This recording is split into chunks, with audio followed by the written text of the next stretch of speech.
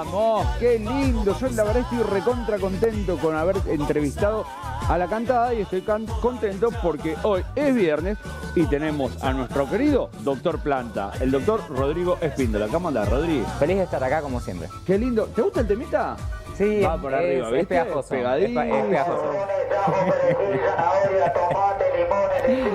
Llegó nuestro querido doctor Planta con toda la verdura para repartir en el barrio y en los confines del universo. Y hoy te traigo efectos de cambio climático que tiene que ver no solamente con las plantas, sino que tiene que ver también con las personas. Ahora, esto que estamos viviendo, estos calores tan grandes, ¿viene por ahí? Tiene muchísima relación. Esto le llamamos ola de calor, sí, que en las personas produce golpe de calor, y empezamos a hablar de golpe de calor y en realidad tiene que ver con el fenómeno climático ola de calor, que Bien. tiene que ver con cambios climáticos que se vienen dando en la última década. Entonces es como que lo primero que digo es, ¿por qué se va a producir el efecto de cambio climático? Y tiene que ver con polución, Bien, tiene que ver con el efecto invernadero, que muy relacionado con la emisión de dióxido de carbono. Ese efecto invernadero está ligado a un calentamiento global, y ese calentamiento global es el que va a producir mayor evaporación de las grandes masas de agua, sí, y eso cambia un montón de cosas, que también está relacionado con la contaminación del suelo, el agua y el aire. Entonces, tengo una pregunta, porque mucha gente, viste, por ahí no cree mucho en esto del cambio climático todavía. yo era uno. Son detractores, porque dice, bueno, che, a ver, en la historia de la Tierra, no del ser humano, porque el ser humano no participó en la última era glaciar, la última era de hielo, el último cambio también climático, porque hay una cuestión cíclica, ¿no? De que la Tierra pasa de frío extremo a calor extremo y va y viene, y bueno, en la historia de la Tierra como planeta, ¿también se puede sumar este cambio que nosotros estamos acelerando un proceso que iba a venir? En historia, cuando vos estudias historia, ves una parte de la humanidad que tiene que ver con las glaciaciones. Exacto. Y en algunas partes de la historia se citan grandes variaciones que tienen que ver con derretimientos de hielos o congelamiento. Entonces, esos procesos tienen que ver con esto, solo que ocurrieron millones de años atrás, miles de años atrás, y nuestros registros climáticos son muy nuevos. Claro. Nosotros hablamos de climas con registros superiores a 50 años y en este caso este registro es extremadamente nuevo, lo que no implica que no haya ocurrido antes. Que no tengamos el registro no significa que no haya ocurrido en la historia de la humanidad. Yo voy a decir algo medio polémico o no, pero el otro día estaba viendo un documental que hablaban de cómo se repiten diferentes culturas en el mundo, que ya hay muchas poblaciones pobladas, civilizaciones que no existen, la historia del diluvio universal, que tiene que ver con un gran pico climático de calentamiento. Hubieron inundaciones en todo el mundo, no solamente la del Arca de Noé, que extinguieron civilizaciones para luego renacer. Entonces decís,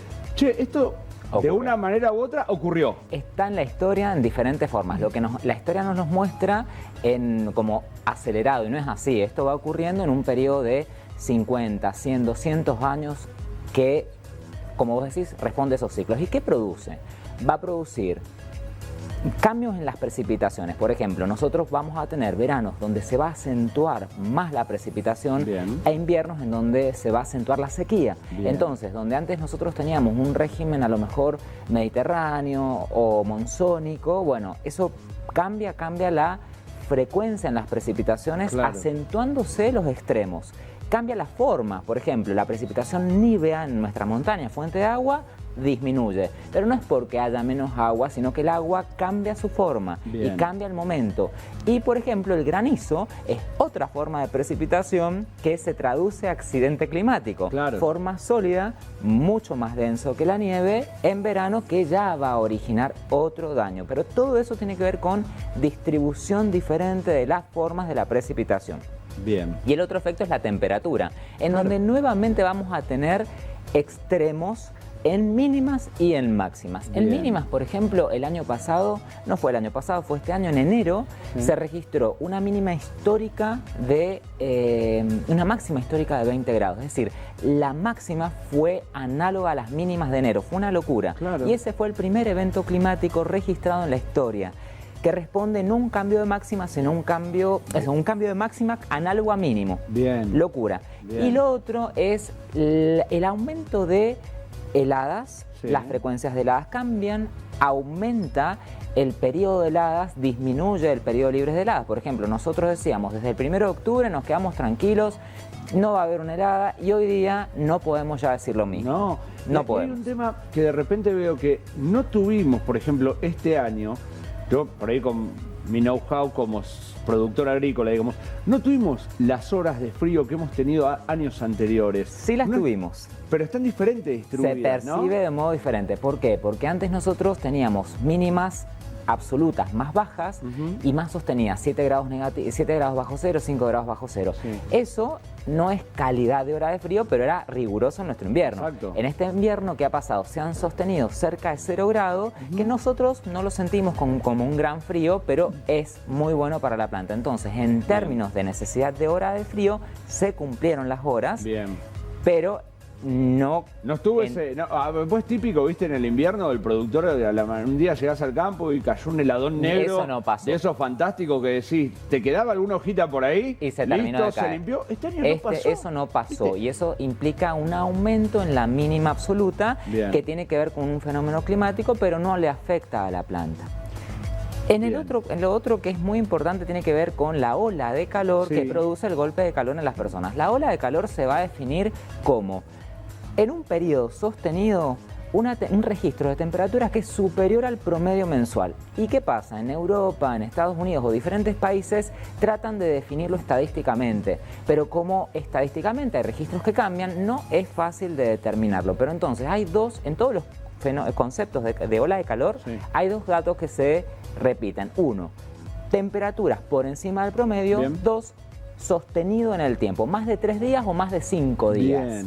Bien. Si son 2 días de una temperatura alta, no es ola de calor. Bien. ¿Por qué? Porque empieza a tener un efecto negativo en el estrés de la planta, en la sobreexigencia, en la detención del crecimiento luego del tercer día. Lo mismo ocurre con las personas.